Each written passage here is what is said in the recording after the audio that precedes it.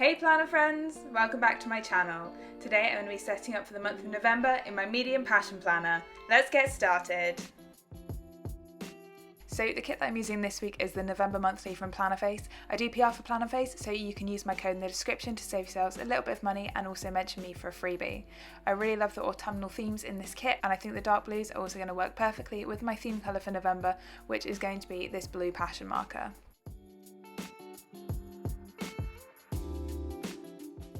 So to start off my spread with my pen base, I don't have a huge amount of pen base for my monthly spreads, but I've just coloured in the top of the boxes in the calendar on the days where I'm not going to be at work, and so far in November that's just the weekends. And then I've also shaded in the check boxes in the personal projects section in the bottom left hand corner.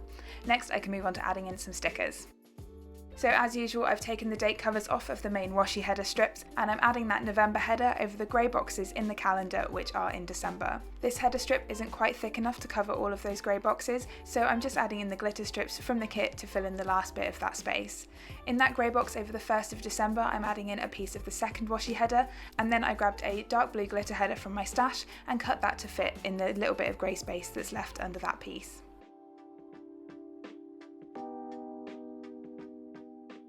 Next I'm going to start adding in my date covers, so I'm first laying the left hand strip from Wednesday back to Monday, and then I'm going to trim Sunday off of that side. Plannerface does make Monday to Sunday strips, but they have Monday to Thursday on one side, so I would still have to cut those up to put them in my passion planner anyway. As you may be able to tell by how long it has taken me to put down these date covers, I was really struggling when I was setting up this spread today, and I don't know why. Maybe it's because I couldn't believe that I was setting up for November already. Now we can finally move over to the right hand side, and I'm laying down Thursday to Saturday, and then I'm going to trim what would be the sidebar header off of the end of this date cover strip and add that Sunday date cover in there. It's just a teeny tiny little bit to trim off of the end of Sunday so that it fits nicely within the calendar boxes printed on the planner.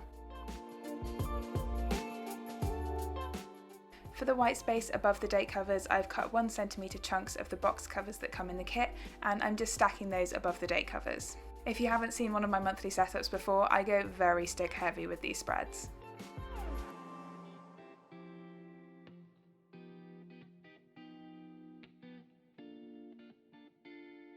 Once I've added in those 1 centimetre chunks to the left hand side, I'm going to start on my sidebar, but first there is a teeny tiny bit of the word November which will be visible between my chunks of box cover and also my decorative sidebar. So I've cut a tiny piece of sticker paper and I'm just putting that over the E in November so that it won't be as visible between the two stickers. You could use white out, but I don't really use that for anything, so I don't want to buy it just to cover up a letter in a few months of the year. Moving on to the sidebar, and I use the top half of the decorative sidebar to cover up the people to see and the monthly focus box, and then over the places to go and things to learn boxes I'm going to add in the 4 heart checklists from the kit and 2 of the checklist headers that come in the kit. So I go for goals and to buy. The goals section is going to be for my fitness goals for the month, and to buy is obviously for things that I want to buy. Once I've got all of those checklists in place, I'm going to trim the edges of them off all in one go so I get a nice straight line. This is getting quite difficult because the left hand side of my planner is super chunky at this time of year.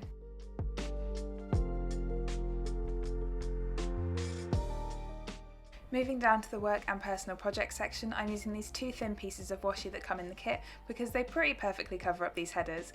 I don't really use this for work and personal projects. I use the left hand section for my monthly actions and the right hand section for my yoga tracker for the month. So these headers become purely decorative. And it's the same with the break it down section, where I've cut 6mm chunks from the box covers and I'm going to use those chunks to cover up that header. This section is eventually going to house my habit tracker, so again the header becomes purely decorative. It also helps that I've been using my planner almost exactly the same way for about a year now, and I'm really in a nice rhythm with it, so I don't need to label all of my headers because I basically know what everything is.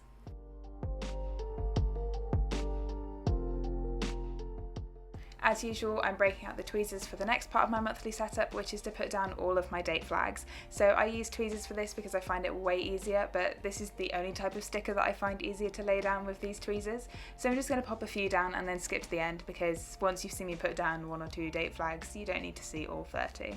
And then we can get into putting some actual plans down.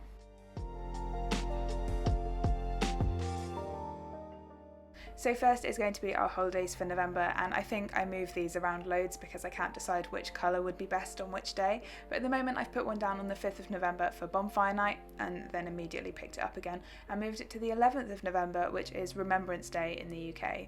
I don't know why I felt that bonfire night wasn't blue and was red instead, but whatever. And then on the 30th I am using a blue one for St Andrew's Day, so blue Scotland. It works.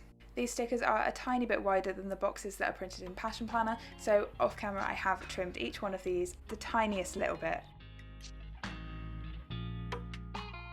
Next I'm going to add in all of my bills for the month, so I've cut all of my bill due stickers in half horizontally so they don't take up so much space in each day, and then I'm just stacking these into the bottom of the days that they're relevant for. As you've just seen, I'm trimming a tiny piece off of the end of each of these bill stickers as well, because again they're a little bit wider than the boxes that are printed in the planner, and I'm probably going to have to do more of this in 2022 because I've got this Space Infinite Possibility planner and the sizing in that is slightly different to the regular soft covers. Would have been helpful to know that before everyone bought them, but oh well. It's a good thing I never use stickers that actually fit in my planner anyway, and I'm fine with cutting them up every single week. Oh, and if this is the first that you're hearing about this, people only really started talking about it yesterday. There's like a millimetre of difference in some of the sizing, only in the Space Infinite Possibility planner, the hardcover one that came out this year. I'll probably talk about it more when I do my 2022 setup video. So I've talked over adding in all of my bills for this month. Well, there is one that I've forgotten, but I'll add that in later. Next I've added in a payday flag from the kit and the bin icons to mark in all of my bin days.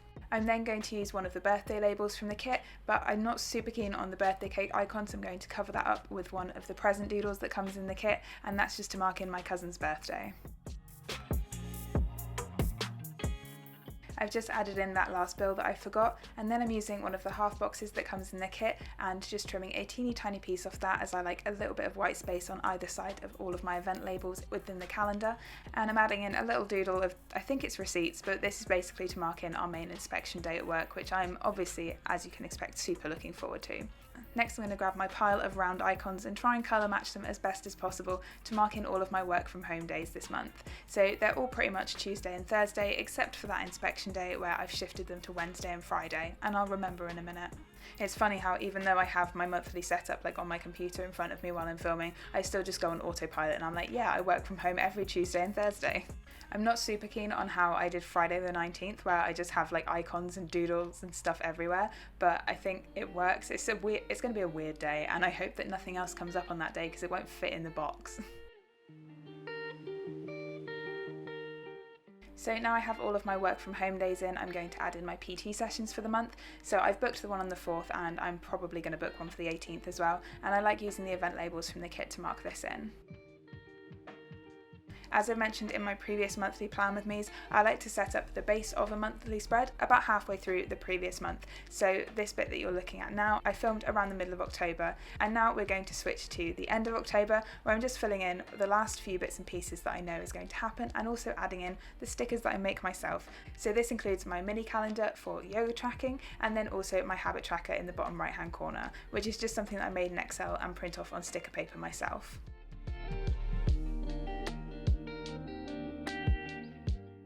Next I'm adding in my little icon to mark the start of Sagittarius, and then I'm going to start filling in some of my work stuff for this month. So I already have my duty scientist rota, so I can start adding in the long flags and a couple of the doodles for those days. Because I have 4 days of duty scientist this month, I could use all of the long flags, and I'm using the pencil doodles and bow doodles for these, and the pencil doodles make a lot more sense, but I'm just going with it. I'm also adding in this skinny event label to mark in my team meeting, and I don't think I added a doodle when I was setting this up, but I've since added the phone doodle to this sticker.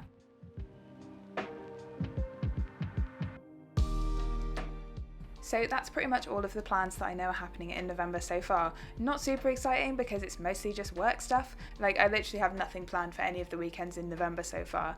But I kind of like it that way because things are probably going to get a lot more busy in December, and also October has been a pretty busy month for me.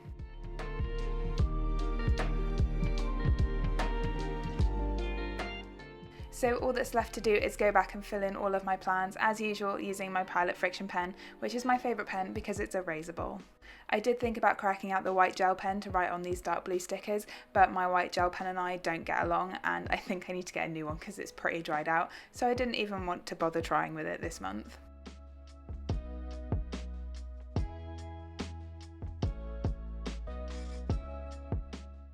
I'm still going to be tracking the same 8 things that I've been tracking pretty much all year in my habit tracker, and as I mentioned, my November mini calendar in the bottom left hand corner is going to be for tracking my yoga for the month. In my goals section, I moved away from aesthetic based fitness goals to performance based fitness goals, so this space just tracks my heaviest deadlift, squat, number of pull-ups and heaviest chest press that I managed to do in the month of November.